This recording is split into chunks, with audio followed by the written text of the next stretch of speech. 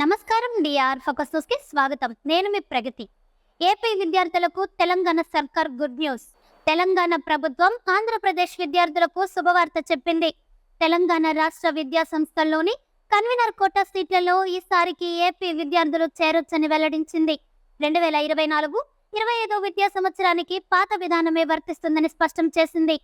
ఈ నేపథ్యంలో తెలంగాణ కొత్త విద్యా సంవత్సరంలో ఇంజనీరింగ్ తదితర ఉన్నత విద్యా కోర్సుల్లో గతంలో మాదిరిగానే ప్రవేశాలు నిర్వహించనున్నారు.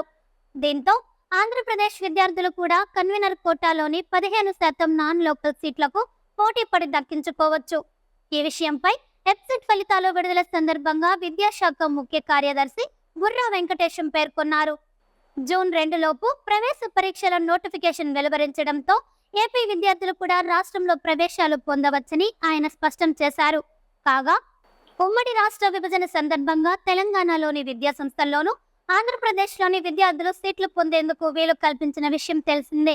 ఇందులో భాగంగా కన్వీనర్ కోటాలోని 15% స్థానికేతర సీట్లకు వారు కూడా ప్రవేశాలు పోటీ పడేలా అప్పటి వరకు ఉన్న విద్యా విధానాన్ని 10 సంవత్సరాల పాటు పొడిగించారు. 2014 జూన్ 2న అమలులోకి వచ్చిన ఈ విధానం 2024 జూన్ 2 వరకు అమలులో ఉంటుంది. 2014 నుంచి ఉమ్మడి రాష్ట్రంలో మాదిరిగానే రాష్ట్రపతి ఉత్తర్వులకు అనుగుణంగా నాన్ లోకల్ కోటా కింద ఏపీ విద్యార్థులు సీట్లు పొందుతున్నారు.